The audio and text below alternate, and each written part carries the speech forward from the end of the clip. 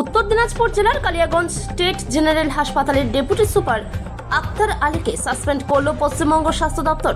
আরজি করের deputy super থাকাকালীন আরজি কর হাসপাতালের অন্দরে দুর্নীতির অভিযোগ তুলে কলকাতা হাইকোর্টের দ্বারস্থ হয়েছিলেন আক্তার আলী। হাইকোর্টের নির্দেশে এই দুর্নীতি মামলায় সিবিআই এর হাতে গ্রেপ্তার হন আরজি করের তৎকালীন সুপার সন্দীপ ঘোষ সহ মোট 5 জন। আরজি কর দুর্নীতি মামলার মুখ আক্তার আলী সম্প্রতি অনলাইনে বিজেপির সদস্য পদ গ্রহণ করেছে। বাজারে গুঞ্জন 26-এর বিধানসভা নির্বাচনে পদপ্রার্থী হতে চলেছেন আক্তার আলী। বিধানসভায় প্রার্থী হওয়ার পথ পরিষ্কার করতেই সম্প্রতি আক্তার আলী স্বাস্থ্য দপ্তরের চাকরি থেকে ইস্তফা পেশ করেছেন। আরজি কর দুর্নীতি মামলায় রাজ্য সরকারকে চরম বিপক্ষে ফেলা আক্তার আলীর ইস্তফা মঞ্জুর করেনি পশ্চিমবঙ্গ স্বাস্থ্য দপ্তর। আক্তার আলী জানান, সাসপেনশন লেটার হাতে পেয়েছে তিনি রেসিপি করেছেন, তবে তিনি আইন মেনে এই সাসপেনশনের বিরুদ্ধে কোর্টে মামলা করবেন। শুধু তাই নয়, তিনি আরো বলেন রাজ্য সরকারের স্বাস্থ্য দপ্তরে যে দুর্নীতি হয়েছে সেই দুর্নীতির বিরুদ্ধে তিনি লড়বেন, নারীদের সুরক্ষা দিতে তিনি লড়বেন এবং তিনি এও বলেন এই লড়াই তিনি জারি রাখবেন। হ্যাঁ, আমি সাসপেনশন লেটার হাতে পেলাম। এই সাসপেনশন অর্ডারটা পুরো ভেগ আর ইললিগালি, তার কারণ যে কোনো লোককে, গভর্নমেন্ট অফিসারকে, গভর্নমেন্ট এমপ্লয়িকে সাসপেন্ড করার আগে শোকজ করতে হয়, তাকে অ্যাজ পার সার্ভিস রুল তার কাছে ক্লারিফিকেশন চাইতে হয়। আমার এগেনস্টে কোনো ডিসিপ্লিনারি অ্যাকশন নেই, আমার এগেনস্টে কোনো কোর্ট কেস নেই, আমাকে কোনো রকম নোটিশ ধরানো হয়নি, আমার এগেনস্টে কোনো ইনকোয়ারি কমিটি হয়নি। আমি যেহেতু রেজিগনেশন সাবমিট করেছিলাম 13ই অক্টোবর আপনারা জানেন, এবং আমি সার্ভিস থেকে বেরোতে চাইছিলাম। ইন বিটুইন আমি বিজেপির একটা অনলাইন মেম্বারও হয়েছিলাম, সেটাও আমি মিডিয়াকে জানিয়ে দিয়েছিলাম। তো আমার সাসপেনশনে যে গ্রাউন্ড আছে, কজ আছে, এই চিঠির মধ্যে বাস্তব কিছু মেল নেই। যা এলিগেশন আছে সব বেসলেস। আমি অলরেডি আমার সাসপেনশন অর্ডার করেছি। আমি দেখেছি যে নাম্বার কোড করা আছে সেই নাম্বারটা হচ্ছে, সেই কেস নাম্বারটা আমার।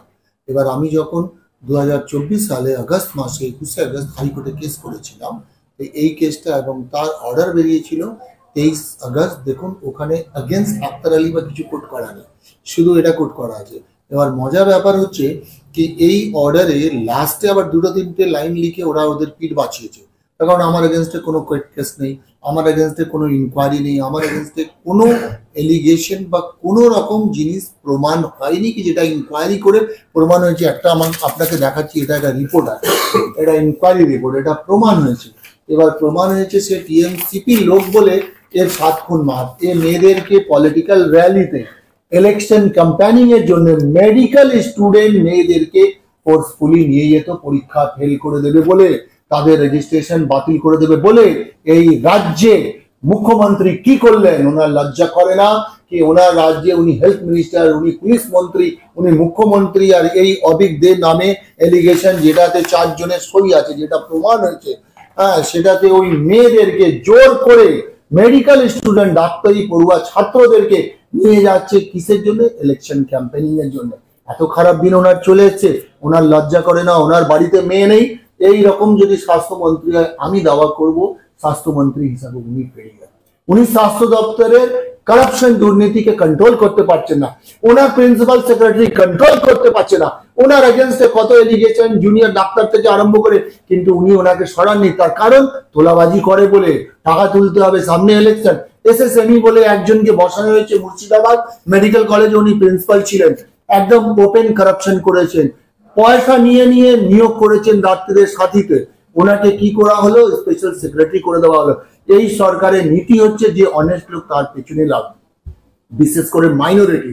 যেরকম আমি মাইনরিটি আছি বলে আমার পেছনে লাগা হয়েছে। আজ অব্দি আপনি বলুন আমাকে, আমি যখন আরজি করে নিয়ে প্রোটেস্ট করলাম, এজিটেশন করলাম, এই গভর্নমেন্ট, এই সরকার, এই টিএমসি পার্টি আজ অব্দি অ্যাপ্রিসিয়েট করেছে? কোথাও আমাকে বলেছে তুমি ভালো কাজ করেছো? ওদের যে নিউজ চ্যানেল, ওদের যে news paper, even Urdu news পেপারে আজ অব্দি আমার নাম আসেনি। উর্দু নিউজ পেপারে, তার কারণ মালিকানা হচ্ছে টিএমসির লোক বলে।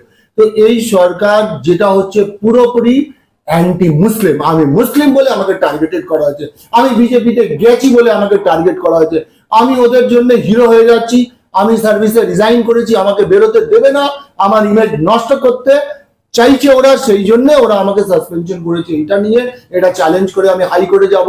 ইন লিউ অফ দ্যাট আমি জিজ্ঞেস করবো যে যখন সন্দীপ ঘোষকে অ্যারেস্ট করা হয়েছিল আপনি ওকে কেন সাসপেন্ড করেননি? যখন বিনু পক্ষের বিশ্বাসের এগেনস্টে এলিগেশন ছিল ওকে কেন সাসপেন্ড করা হয়নি? অবিকদের এগেনস্টে যখন এলিগেশন ছিল বাচ্চা বাচ্চা মেয়েদেরকে দিয়ে আইটেম সং করাতে আপনার লজ্জা করেনি? তখন কথাটা শুনে আপনার লজ্জা হয়নি? আপনার রক্ত গরম হয়নি? বাবা হিসাবে আমার রক্ত গরম হচ্ছে, আপনার রক্ত গরম হবে। এইরকম যদি মুখ্যমন্ত্রী, তাহলে মহিলারা কি সুরক্ষিত থাকবে? আমি ধিক্কার জানাচ্ছি, আমি স্বাস্থ্য দপ্তরকে ধিক্কার জানাচ্ছি, এই অর্ডারকে ধিক্কার জানাচ্ছি, পুরো কারাপ্ট সিস্টেমকে ধিক্কার জানিয়ে আমি বলছি তাদের বিরুদ্ধে আমি লড়বো। আমি সব কারাপ্টেড অফিসার 4 জন যে স্বাস্থ্য দপ্তরে আছে তাদের এক্সপোজ করব, এক এক করে তাদেরকে আমি এক্সপোজ করবো। কিন্তু একদম ফলস এলিগেশন। দেখুন, অভিযোগ যতক্ষণ না প্রমাণ হয় অভিযুক্ত বলা যায় না। একটা সাদা কাগজে আপনার এগেনস্টে লেখা না, আমাকে তো বললো 2020 সালের এলিগেশন, তাহলে 2025 সাল অব্দি কি ওটা রিজার্ভ ব্যাংকের লকারে ছিল না নবান্ন 14 তলার ভল্টে ছিল?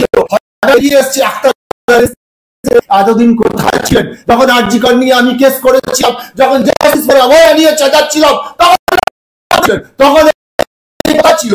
আজকে 25-এ কেন বেরোচ্ছে আমার প্রশ্ন? আপনাদের লজ্জা করে না? যদি আপনি পেয়ে থাকলেন তাহলে অ্যাকশন নেননি কেন? আমার পালের প্রশ্ন। তার মানে হচ্ছে আপনি কারাপ্টেড, আপনার সিস্টেম খুলেছি। আমি ওপেন চ্যালেঞ্জ দিয়েছি, আমি লড়বো। আমি মহিলাদের সেফটির জন্য লড়বো, আমি দুর্নীতি নিয়ে লড়বো, আমি আমার চাকরি ছেড়ে দিলাম, আমার প্রাণটা আমার স্টেটের নামে করলাম। খুব বেশি করলে কি করবি? মেরে ফেল, আমার দেশের জন্য কুরবান করে দেবো। কিন্তু যতক্ষণ বেঁচে আছি দুর্নীতি নিয়ে লড়বো।